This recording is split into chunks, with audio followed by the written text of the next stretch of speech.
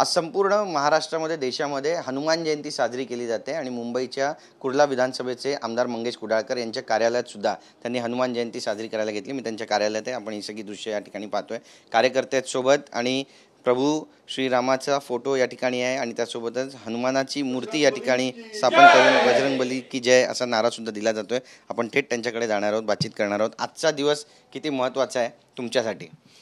नक्कीच आज हनुमान जयंती आणि हनुमानचे आशीर्वाद घेऊन आम्ही सर्व शिवसैनिक नेहमीच सतर्क असतो आणि बाळासाहेबांच्या विचारानुसार आपल्या शिवसेनेचं घोडदौड अजून कशी पुढे वाढत राहील संपूर्ण महाराष्ट्रामध्ये यासाठी काम करत असतो। बीकेसी कनेक्टर जो आहे त्याबद्दलही महत्त्वाच्या घडामोडी घडतात असं समजलेलं आहे, कारण एक पूल त्या ठिकाणाहून तयार केला जातोय। बऱ्याच वर्षापासून तुम्ही त्याचा फॉलोअप देखील घेत होतात, त्यामुळे वाहतूक कोंडी सुटेल या सगळ्या प्रभागातली?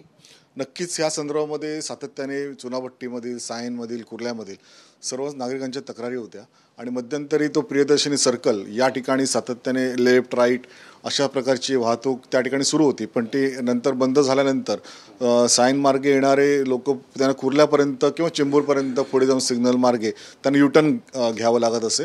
पण आता हा संपूर्ण अडसर दूर होणार आहे आणि आता संपूर्णपणे महापालिकेच्या एका स्पेशल विभागातर्फे म्हणजे ब्रिज डिपार्टमेंटतर्फे आता संपूर्णपणे उड्डाणपुलाचं काम मंजूर झालेलं आहे।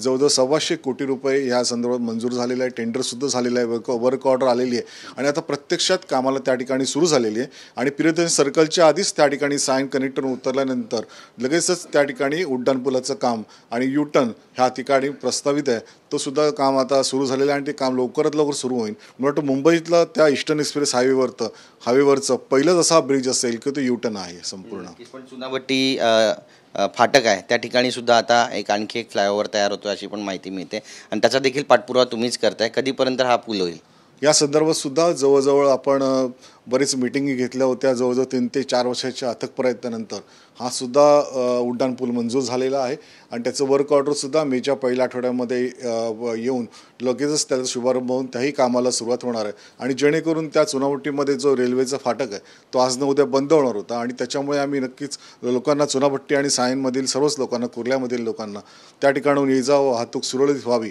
म्हणून नागरिकांची मागणी होती आणि हे फाटकाचं कामसुद्धा मंजूर झालेलं आहे आणि तेही काम महापालिकेच्या वतीने लवकरात लवकर पूर्ण करण्यात येणार आहे। राजकीय प्रश्न तुम्हाला विचारायचा आहे। आज अमित शहा रायगडच्या दौऱ्यावर आहेत आणि भाषणासाठी नाव देवेंद्र फडणवीस यांचं घेण्यात आलं होतं, मात्र त्यांनी एकनाथ शिंदे यांना भाषणाची संधी दिली, त्यांनी त्या ठिकाणी भाषण केलं। कसं पाहता? वारंवार टीका होत होती की महायुतीमध्ये समन्वय नाही आहे, आपसात फाटलेला आहे, हे चित्र काहीतरी वेगळंच पाहायला मिळालं।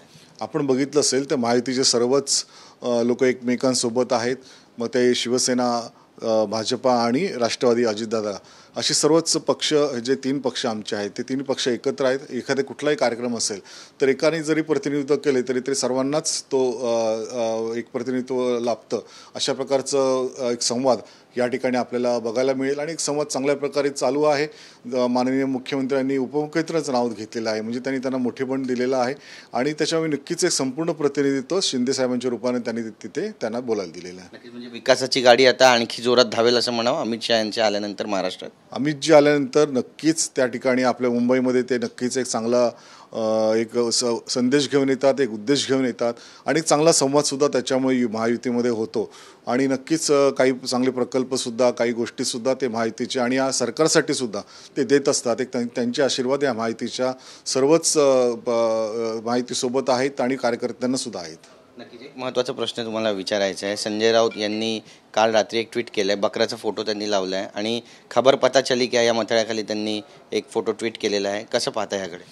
नाही, आपण नक्कीच बघितलं असेल तर राऊतसाहेब जे काही सांगतात किंवा बोलतात ते नेमकं उलटं होतं आणि ते त्यांच्यावरच बुमरँग होतं आणि म्हणून ह्यावेळेला सुद्धा बकरा कोणाचा किंवा बळीचा बकरा हा कोण असेल हे आता त्यांनाच माहिती आहे। आपण बघितलं असेल तर फक्त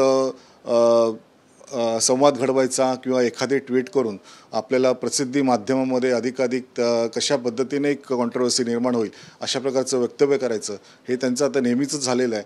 पण जे बोलतात किंवा आतापर्यंत बघितलं असेल की आता हे होणार, आता ते होणार, पण प्रत्यक्षात अजूनपर्यंत काही झालं नाही, तर उलट ते जे बोलतात त्यापेक्षा अधिक मजबूतीने आपण महायुतीचं सरकारसुद्धा ज्या प्रकारे चाललेलं आहे, मध्यंतरी बोलत होते की महायुती सरकार ह्या तारखेला जाणार, हे होणार ते होणार, पण उलट तसं न होता उलट अधिकाधिक घट्ट पद्धतीने हे महायुती सरकार काम करत आहे. आणि मला वाटतं नजीकच्या काळात बकरा कदाचित कोण होईल हे आपल्याला समजलं असेल. नक्कीच एक महत्त्वाचा प्रश्न आणखी एक विचारायचा आहे. राऊत असं पण म्हणतायत की देशात राज्यामध्ये हुकुमशाही सुरू आहे आणि हुकुमशाहीबद्दल जर लढायचं असेल तर काँग्रेसनं आग्रही भूमिका घ्यायला पाहिजे. आम्ही त्याला बांधील आहोत. पण काँग्रेस तशी भूमिका घेताना दिसत नाही. महाविकास आघाडीवर सुद्धा त्यांनी आता टीका केली आहे. आपण बघितलं असेल तर महायुतीमधला आता संवाद अधिकाधिक घट्ट होत असताना महाविकास आघाडी जी आहे ती त्याच्यामध्ये संपूर्णपणे बिघाड होत चाललेलं आहे. आणि या बिघाडाचं कारणसुद्धा आपण बघितलं असेल तर राऊतसाहेब ज्या पद्धतीने शिवसेनेमध्ये जशा प्रकारे वातावरण झालं त्याच पद्धतीने आता महाविकास आघाडीच्या ह्या बिघाडीला कारणसुद्धा राऊतसाहेबच असणार आहे. आणि म्हणूनच ते वारंवार काँग्रेस म्हणा किंवा राष्ट्रवादी म्हणा या विविध नेत्यांवरती आणि परत त्यांच्या विविध भूमिकेवरती सुद्धा टीका करताना दिसत आहेत. नक्कीच धन्यवाद तुमच्याशी बातचीत केल्याबद्दल आणि हनुमान जयंतीच्या खूप खूप शुभेच्छा तुम्हाला.